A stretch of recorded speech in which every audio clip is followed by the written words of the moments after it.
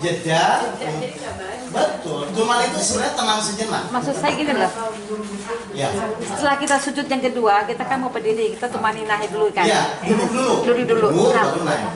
pada saat kita duduk, kita mengucapkan subhanallah wa la ilaha illallah itu gimana? Boleh nggak? Aturannya sesuai aturan aja. Jangan gitu ya? ditambah ya aturan sholat. Oh, Masya Allah. Nanti. Pokoknya ibu praktek dulu ya. Kalau ibu sudah merasakan khusyuk kan beda nanti. Nanti saya buktikan. Ibu kan khusyuk. Ya. Biar kasihan ibu menjalani hidup pusing terus. Ya. Jadi dah. Ya. Oh, Masya Allah. Ini apa gak tuh teman-teman ya, Mbak? Nanti bu, pokoknya pertanyaan nanti dulu ya. Ini biar ibu praktek dulu ya. Biar ibu paham dulu. Oh, sholat itu gini gitu loh. Sabar ya. Sabar. Oke, semua sudah dapat kertasnya? Baik, kalau sudah semua, kita akan mulai praktek ya. Bagaimana caranya supaya sholat kita tidak celaka atau tidak jalan-jalan pikirannya? Ibu lihat kertas yang dibagi tadi ya. Ibu lihat kertasnya. Lihat diagram sholatnya. Tadi saya sudah jelaskan, sholat itu harus terdiri dari jasmani dan ruhani. Karena nanti yang disiksa ruhani kita ya. Nah, terus harus ada tumaninah gerakan, ada tumaninah ucapan, lalu memenuhi syarat dan rukunnya sholat. Tadi saya sudah jelaskan di prolog. Jelas ya ibu semua ya? Baik. Sekarang kita akan masuk bagaimana caranya supaya tidak jalan-jalan pikirannya. Ibu lihat nomor 1 sampai nomor 7 di bawahnya. Jadi saya akan bagi 2 tahap sholat khusyuk metodenya. Jadi tahap pertama fokus 1 sampai 4 ya. Tahap kedua nomor 5 sampai nomor 7 ya. Jadi ada dua tahap ya Bu ya. Baik. Kita mulai ya. Nomor 1, ini untuk kondisi sholat sendiri. Ya, sholat itu apa? Nomor 1 apa? Harus bersuara. Siapa yang selama ini sholat dalam hati? Tidak boleh ya. Sholat itu harus bersuara. Apa dasarnya? Dasarnya Al-Quran. Saya pakai Al-Quran semua ya. Dasarnya Al-Quran adalah surat Al-Isra, surat 17 ayat 110. Saya baca artinya di tengah saja. Dan janganlah kamu mengeraskan suaramu dalam sholatmu, dan jangan pula merendahkannya. Ambillah jalan tengah di antara kedua itu. Saya mau nanya, jadi mengeraskan itu bersuara tidak? Nah, merendahkan itu bersuara tidak? Di tengah-tengah itu bersuara tidak? Jadi sholat itu harus bersuara, tidak boleh dalam hati. Paham Ibu? Paham. Sekeras apa suaranya? Dijawab di surat Al-A'raf ayat 55. Berdoalah kepada Tuhanmu dengan berendah diri dan suara yang lembut, jadi cukup terdengar di telinga masing-masing, atau bahasa umumnya disirkan. Jelas Ibu? Jadi sholat itu tidak boleh dalam hati ya, harus bersuara, tapi cukup terdengar di telinga masing-masing. Paham ini untuk bersuara? Paham. Baik, berarti nggak ada masalah ya. Baik, lanjut yang kedua. Tidak boleh menggunakan nafsu. Saya mau nanya, sifat nafsu itu apa? Lihat aja bawahnya apa? Tergesa-gesa, terburu-buru. Betul atau tidak? Saya mau nanya, Ibu kalau pas duduk di antara 2 sujud, kan Ibu baca Rabbik firli sampai wafani ya? Nah, mohon maaf, selama ini kalau Ibu baca Rabbik firli sampai wafani, itu bacanya gimana? Rabbik firli? Nah, itu tergesa-gesa atau tidak? Oh ya, enggak toh. Pasti jalan. Enggak, busuk kalau yang itu. Kasihan kan? Itu. Selama ini sholat kita pakai nafsu, meninggal ditanya ruhani kita apa? Nggak kasihan ruhani kita. Jadi kalau Bapak Ibu ingin menggunakan ruhani ya tinggal dibalik, ya jangan tergesa-gesa. Hanya ada tumaninah di sini. Jelas Ibu semua? Jelas. Baik, nomor 3. Anggota tubuh sebagai saksi. Surat An-Nur 24 ayat 24. Jadi nanti mata telinga semua jadi saksi ya. Ruhani terdakwa, mata telinga semua kita menjadi saksi. Saya mau nanya, mata itu digunakan untuk apa? Melihat. Oke, sekarang ibu-ibu sholat, matanya merem, berarti matanya sholat atau tidak? Tidak boleh ya, mata harus melihat. Melihat apa? Tempat sujud atau titik sujud. Makanya kalau ibu balik kertas ini, pasti di belakangnya ada titik hitam buat praktek. Ya, kalau ibu balik, pasti semua ada titik. Nanti kita praktek.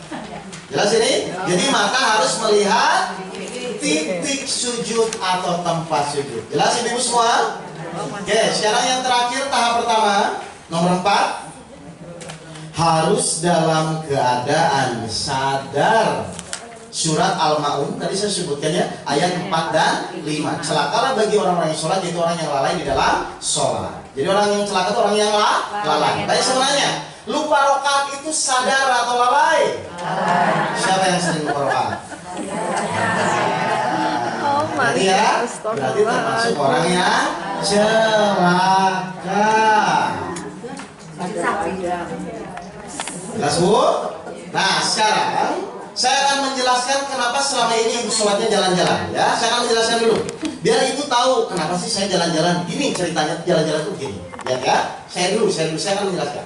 Kan kalau saya balik ini titik sujud ya. Saya dulu. Nah, misalnya saya mau sholat ini. Mohon maaf, apa yang sekarang saya lihat ibu semua? Gitu. Orang sadar itu adalah apa yang dia lihat dengan apa yang dia pikirkan itu sama. Jadi kalau mata saya melihat titik sujud, pikiran pun melihat titik sujud. Nah saya mau sholat, ini kenapa ibu jalan-jalan begini? Allahu Akbar, Bismillahirrahmanirrahim. Mata saya masih sadar melihat titik sujud, berarti sholat saya masih sadar. Alhamdulillah saya masih sadar. Pas Ar-Rahman, tiba-tiba pikiran saya ke mall. Terus di mall ngelihat sepatu. Sekarang apa yang sekarang saya pikirkan? Sepatu. Berarti apa yang sekarang saya lihat? Nah, padahal harusnya lihat apa? Gara-gara pikiran saya mikirkan sepatu, padahal ini harusnya titik. Pasti yang kita lihat ini sepatu. Nah parahnya apa? Pikiran masih mikirin sepatu, mulut ibu nyerocos bacaan sholat. Ini mikirin sepatu, ini ngomong Al-Fatihah. Makanya selama ini ibu jalan. Pertanyaan saya, supaya sadar lagi melihat titik sujud, apa yang harus kita lakukan? Tumanina, diam. Jangan coba-coba. Ketika pikiran kita jalan-jalan, kita mengucapkan bacaan sholat. Diam, sadar lagi titik melihat titik sujud, mata dan pikirannya. Baru lanjut yang terakhir, lupa apa? Ar-Rahmanir-Rahim. Makanya fungsi tumanina di sini adalah mengontrol kesadaran dan dimasukkan dalam rukun sholat. Jelas ibu semua?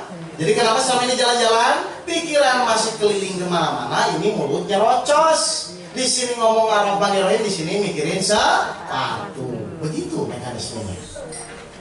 Ngerti ini Bapak Ibu? Baik, kalau sudah paham kita langsung praktek ya. Betul tidak kita buktikan dengan metode ini, ibu tidak jalan-jalan, dibalik semua kertasnya, lihat titik sujud. Baik. Sekarang apa yang sekarang Bapak Ibu lihat semua? Baik, semua lihat titik sujud ya. Baik. Karena posisi ibu duduk, kita prakteknya bacanya doa duduk di antara dua sujud saja ya. 8 ya. Mohon maaf bantu saya. Rabbi firli, warhamni, wajburni, warfani, warzubni, wahdini, wafini, wafani. Oke, kita baca 8 permohonannya ibu ya. Baik, yang pertama tadi apa? Harus bersuara. Bacanya itu, bacanya Rabbi firli ya. Jadi bacanya Rabbi firli sampai wafani ya. Tapi metodenya yang pertama apa tadi? Harus bersuara. Jadi nanti ibu bacanya cukup terdengar di telinga masing-masing ya. Terus yang kedua nanti, tolong jangan tergesa-gesa. Nanti saya kasih contoh. Jadi bacanya tenang aja. Mata Rabbi firli warhamni. Jangan disambung ya. Kalau disambung pasti jalan-jalan. Terus yang ketiga, mata melihat titik sujud. Jadi ibu fokus matanya melihat titik sujud. Ngedip nggak apa-apa. Ngedip tapi melihat lagi titik sujud. Paham ini ibu? Karena sadar dan tidak sadar itu tergantung mata ibu melihat titik sujud. Makanya ibu harus melihat titiknya ya. Baik. Yang terakhir ini penting. Paling penting ini. Harus dalam keadaan sadar. Maksudnya apa? Gini ibu. Pikiran kita nanti tolong ikuti bacaan. Jadi ini ikuti bacaan. Ini yang kedua yang penting. Terus telinga kita tolong mendengarkan. Nih saya kasih contoh dulu ya. Misalnya saya mau praktek. Jadi pikiran mengikuti bacaan, lalu telinganya tolong mendengarkan. Bacanya jangan tergesa-gesa, mata melihat titik sujud. Saya praktek dulu. Rabbi firli. Nah ini tolong ikutin. Dan ini tolong mendengarkan. Nanti warhamni. Ini mendengarkan. Pas wajburni tiba-tiba pikiran saya ke pasar. Apa yang harus saya lakukan? Balik lagi. Tumanina. Ya, baru lagi wajburni. Ini mendengarkan. Nanti ini maksud saya? Paham semua? Jadi tolong bacanya jangan tergesa-gesa ya, tenang ya. Rabbi firli. Ini mendengarkan. Warhamni. Ini fokus mendengarkan bacaan ya. Ngerti ini semua Bu? Iya. Oke, kalau ngerti kita praktek. Betul tidak ini tidak akan jalan-jalan. Siap? Semua lihat titik sujud? Ya, bacanya Rabbi firli sampai wafuani. Tolong pikiran mengikuti bacaan, telinga mendengarkan. Tidak usah mikirin artinya. Pokoknya fokus aja ya. Pikiran mengikuti ya. Siap.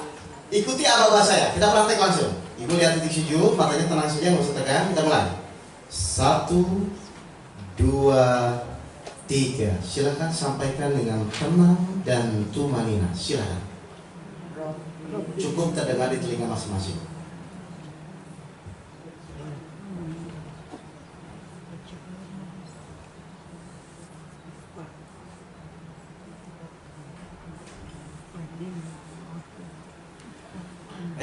Saya mau nanya dulu, kayaknya masih agak ini.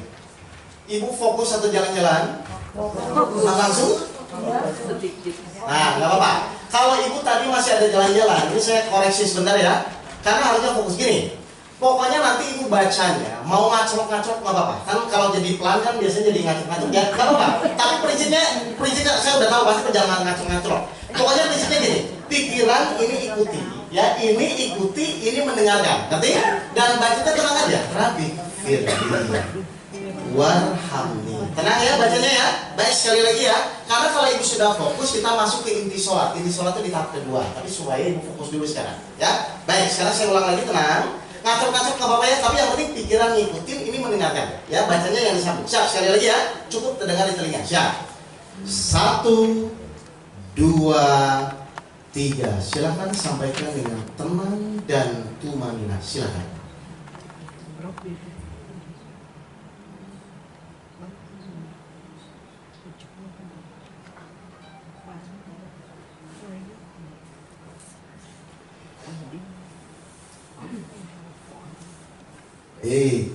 Ya, fokus atau jalan-jalan? Fokus. Nah, kayak gitu caranya ya Bu, paham ini?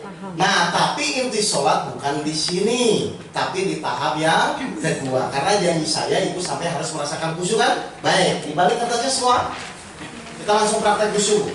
Ya, ibu lihat nomor 5. Ya, nomor 5 itu ditulis apa?